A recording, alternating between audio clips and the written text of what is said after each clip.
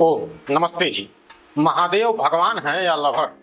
TV serial में महादेव को देखो, पार्वती से प्रेम करते हैं, बिछड़ते हैं और दुखी होते हैं, नाराज होते हैं, फिर मनाते हैं। तो हमारे मन में एक सवाल आता है, क्या परमेश्वर भी बिल्कुल हमारी तरह किसी के प्यार में पड़ता है?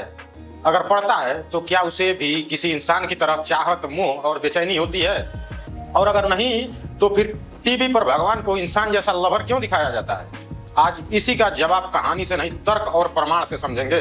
देखिए, सबसे पहले ईश्वर को समझिए। जब हम परम ईश्वर यानी परमेश्वर कहते हैं तो मतलब है सबसे बड़ा, सबसे स्वतंत्र, जिसके बराबर या उससे बड़ा कोई ना हो और जो पूरी तरह से पूर्ण हो। अब जरा इस बात को समझिए, अगर परमेश्वर पूरी तरह से पूर्ण है तो उसे अपनी पूर्णता के लिए किसी दूसरे की जरूरत क्यों पड़ेगी? इंसान के मामले में तो बात समझ आती है, तुम साथ हो तो सब ठीक है, तुम नहीं होते तो जिंदगी अच्छी नहीं चलती। लेकिन परमेश्वर के मामले में सवाल यह है, जिसे किसी से कुछ पाने की जरूरत ही नहीं, उसे अपनी पूर्णता के लिए किसी दूसरे के प्रेम की जरूरत कैसे पड़ सकती है? यहीं से हमारी पूरी बात शुरू होती है। मान लो कोई इंसान अपनी जिंदगी में पूरी तरह खुश और संतुष्ट है, तो क्या वह बोलेगा बस अब एक और इंसान मिल जाए तभी मेरी जिंदगी कंप्लीट होगी? अगर वह ऐसा कर रहा है तो फिर वह पूरी तरह संतुष्ट कहाँ हुआ? क्योंकि जिसे अपनी खुशी या पूर्णता के लिए किसी दूसरे की जरूरत पड़े, उसकी पूर्णता उस चीज या व्यक्ति पर निर्भर है। अब यही सवाल परमेश्वर पर लगाइए। अगर परमेश्वर को हम पूरी तरह पूर्ण मानते हैं तो क्या किसी इंसान का प्रेम उसकी कोई कमी पूरी कर सकता है? अगर कर सकता है तो फिर परमेश्वर में वह कमी आई कहाँ से? अगर परमेश्वर में कोई कमी आई तो फिर वह परमेश्वर पूरी तरह पूर्ण कैसे रहा? और अगर वह पूर्ण ही नहीं है तो फिर उसे परमेश्वर कहने का अधिकार ही क्या रह जाता है? इसका मतलब प्रेम गलत है? बिल्कुल नहीं। यहाँ सबसे ज्यादा कंफ्यूजन होता है। हम यह नहीं कह रहे हैं कि प्रेम करना गलत है। माँ बच्चे से प्रेम करती है, पति पत्नी से प्रेम करता है, दोस्त दोस्त से प्रेम करता है। प्रेम अच्छी चीज हो सकती है, लेकिन इंसान के प्रेम में कई बार यह भावना भी जुड़ती है, मुझे तुम चाहिए, तुम साथ रहो, तुम मुझे छोड़कर मत जाओ। यहीं से प्रेम के साथ अटैचमेंट भी आ सकती है।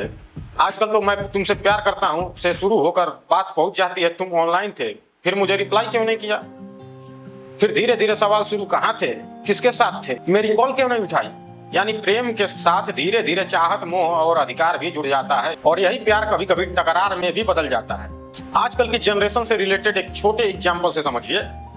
एक लड़का अपनी गर्लफ्रेंड को मैसेज करता है, कहाँ हो, रिप्लाई नहीं आया, फिर ऑनलाइन क्यों नहीं हो, फिर किससे बात कर रही हो? फिर दोस्त बोलता है भाई छोड़ जाने दे, तो वह बोलता है नहीं भाई बात करनी जरूरी है। अब यहाँ प्रेम के साथ डर और इनसिक्योरिटी भी आ गई, और आजकल तो रिलेशनशिप में पूरी इन्वेस्टिगेशन डिपार्टमेंट चल जाता है। ऑनलाइन थी, रिप्लाई नहीं किया, लेकिन स्टोरी लगा दी। भाई प्यार है या साइबर क्राइम इन्वेस्टिगेशन? क्योंकि यहाँ प्रेम के साथ चाहत, डर और मोह जुड़ गया है। अब सोचिए, क्या परमेश्वर को भी इसी तरह किसी व्यक्ति की जरूरत पड़ सकती है? अब टीवी सीरियल वाले महादेव को देखिए, पार्वती मिली, प्रेम हुआ, सुखी हो गए, दूर हुई, विरह हुआ, दुखी हो गए, नाराज हुई, चिंता हो गई, फिर मनाना, इसके बाद रोमांस। यही तो है। और ऑडियंस सोचती है वाह कितना डिवाइन रिलेशनशिप है। लेकिन एक बात याद रखो, सीरियल कहानी है, ईश्वर का सीसीटीवी फुटेज नहीं। कैमरे के सामने एक्टर रो रहा है, बैकग्राउंड में म्यूजिक बज रहा है और ऑडियंस इमोशनल होकर रो रहे हैं, लेकिन इससे यह प्रमाण नहीं हो जाता कि परमेश्वर भी उसी समय उसी तरह रो रहा था।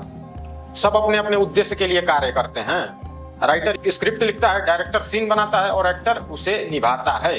इसलिए टीवी हमें सिर्फ एक प्रस्तुति दिखाता है।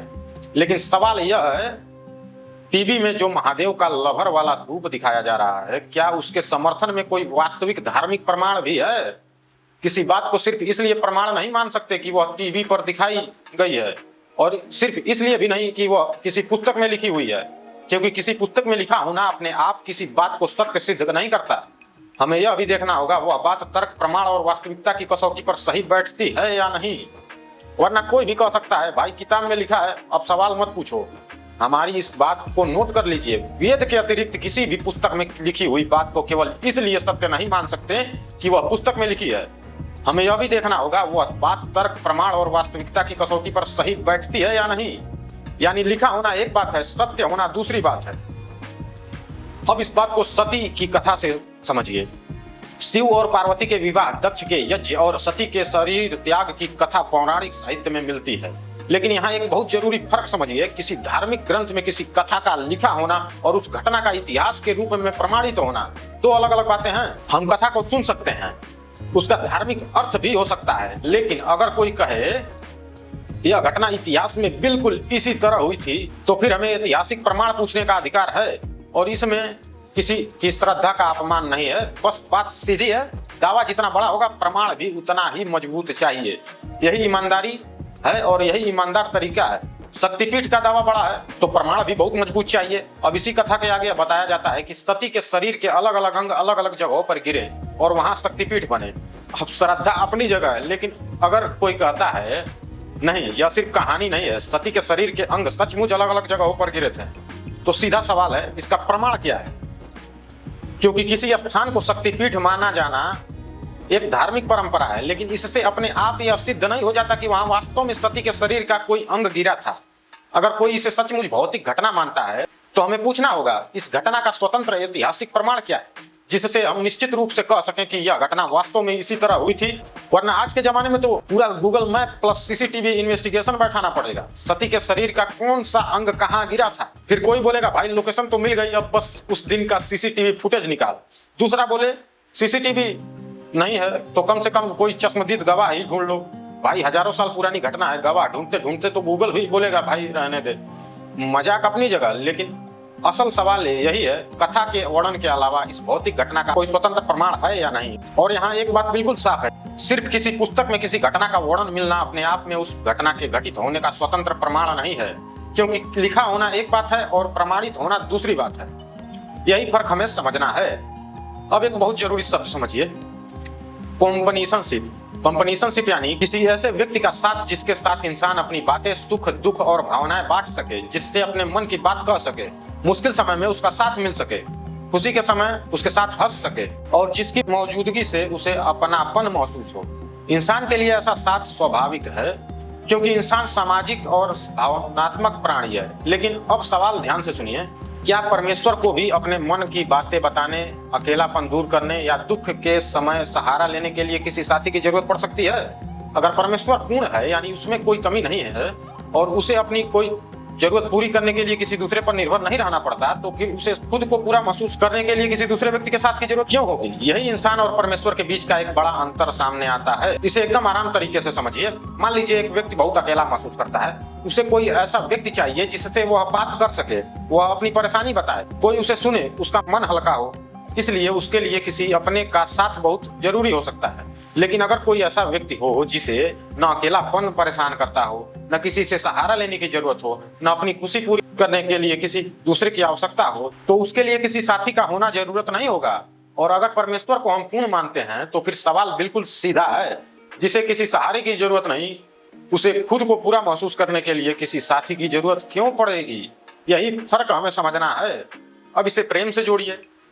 इंसान जब कहता है मुझे तुम्हारा साथ चाहिए, तो उसके पीछे कई भावनाएं हो सकती हैं, प्रेम, अपनापन, खुशी, लेकिन कभी कभी उसे खोने का डर भी होता है, उसके दूर जाने पर दुखी भी होता है, और कभी ऐसी स्थिति भी आती है कि उसके बिना मैं खुश नहीं रह सकता है। यानी इंसान धीरे धीरे अपनी खुशी और मानसिक शांति को दूसरे व्यक्ति से जोड़ सकता है। लेकिन परमेश्वर के बारे में अगर हम कहते हैं कि वह पूर्ण है, तो उसकी खुशी किसी दूसरे व्यक्ति के होने या न होने पर निर्भर नहीं हो सकती। यही इंसान और परमेश्वर के बीच का महत्वपूर्ण अंतर है। अब एक मजबूत उदाहरण देखिए। मान लीजिए एक डॉक्टर किसी गंभीर मरीज का इलाज कर रहा है। वह मरीज की तकलीफ समझता है, उसका इलाज करता है, दवा देता है और पूरी कोशिश करता है कि मरीज स्वस्थ हो जाए। अब मरीज ठीक होकर अपने घर चला गया, तो क्या इसका मतलब यह है कि डॉक्टर अब अधूरा हो गया? नहीं, डॉक्टर ने मरीज का भला इसलिए चाहा क्योंकि मरीज को मदद की जरूरत थी।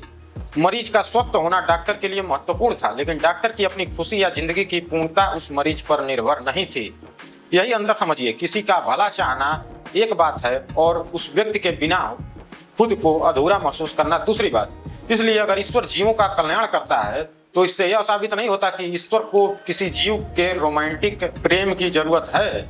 अब एक और सवाल, अगर परमेश्वर किसी एक व्यक्ति के प्रेम में उसी तरह पड़ता है जैसे इंसान पड़ता है, तो क्या उस व्यक्ति के होने या न होने से परमेश्वर की खुशी भी बदल जाएगी? अगर हाँ, तो सवाल उठेगा, जिसे हम पूर्ण मानते हैं उसकी खुशी किसी दूसरे व्यक्ति पर निर्भर कैसे हो गई? और अगर उस व्यक्ति के होने या न होने से परमेश्वर की खुशी बदलती है कि नहीं, तो फिर उसे इंसान की तरह उस व्यक्ति के प्रेम में पड़ा हुआ क्यों माना जाए? यानी समस्या प्रेम शब्द में नहीं, समस्या तब आती है जब इंसान की जरूरतों को उसी रूप में परमेश्वर के ऊपर रख दिया जाता है। इंसान को किसी चीज की जरूरत हो सकती है, इसका मतलब यह नहीं कि परमेश्वर को भी उसी चीज की जरूरत हो। अब एक और महत्वपूर्ण बात समझिए, इंसान के रिश्तों में अक्सर मैं तुम्हारा साथ देता हूं, तुम मेरा साथ देते हो, मैं तुम्हारी परेशानी सुनता हूं, तुम मेरी परेशानी सुनते हो, मैं मुश्किल समय में तुम्हारे साथ खड़ा होता हूं, तुम मुश्किल समय में मेरे साथ खड़े होते हो। यानी दोनों एक दूसरे का साथ देते हैं और एक दूसरे को मन का सहारा देते हैं। लेकिन अगर परमेश्वर को किसी चीज की जरूरत ही नहीं तो फिर क्या परमेश्वर को अपनी खुशी या मन की शांति के लिए किसी साथी की आवश्यकता होगी? ईश्वर जीवों का कल्याण कर सकता है, उन्हें ज्ञान दे सकता है, न्याय कर सकता है, उनकी सहायता कर सकता है, लेकिन इसका मतलब यह नहीं कि ईश्वर को अपनी खुशी के लिए जीव से मन का सहारा चाहिए। अब यहाँ एक बहुत जरूरी बात आती है, ईश्वर का प्रेम अगर इंसान का रोमांटिक लव एक ही चीज नहीं है। मान लीजिए सूरज सबको प्रकाश देता है, वह यह नहीं देखता है यह मेरा अपना है इसलिए इससे ज्यादा रोशनी दूंगा। सूरज का प्रकाश सबके लिए है। इसी तरह अगर ईश्वर सभी जीवों के प्रति दयालु और कल्याणकारी है तो इसका अर्थ यह नहीं कि वह किसी एक व्यक्ति के रोमांटिक प्रेम में है। सूरज अगर किसी एक घर की छत पर बैठकर बोले आज मैं सिर्फ तुम्हारे कमरे में चमकूंगा, तो हम कहेंगे भाई सूरज है या रिलेशनशिप में है। इसलिए बात साफ है, किसी का भला चाहना और किसी के रोमांटिक प्रेम में पड़ना दो अलग अलग बातें हैं। अब इस पूरे तर्क को टीवी सीरियल पर लगाइए। जब टीवी में दिखाया जाता है महादेव पार्वती के साथ बैठकर बातें कर रहे हैं, उनसे नाराज हो रहे हैं, उन्हें मना रहे हैं, विरह में दुखी हो रहे हैं, तो ये दृश्य हमें इंसानों जैसा रिश्ता दिखाकर कहानी समझाते हैं। लेकिन यहाँ दो सवाल अलग अलग हैं। पहला, कहानी में क्या दिखाया गया, और दूसरा, क्या परमेश्वर वास्तव में ऐसा ही है? पहले सवाल का जवाब टीवी हमें दे सकता है, लेकिन दूसरे सवाल का जवाब सिर्फ टीवी का दृश्य देखकर तय नहीं किया जा सकता, क्योंकि अभिनय किसी विचार को दिखा सकता है लेकिन अभिनय अपने आप उस विचार को सच साबित नहीं करता। अब हमारी चर्चा एक और महत्वपूर्ण जगह पहुंचती है। अगर कोई कहता है टीवी में दिखाया गया महादेव का प्रेम ही परमेश्वर का वास्तविक प्रेम है, तो उससे सिर्फ एक सवाल पूछिए, इस बात को सच मानने का आधार क्या है?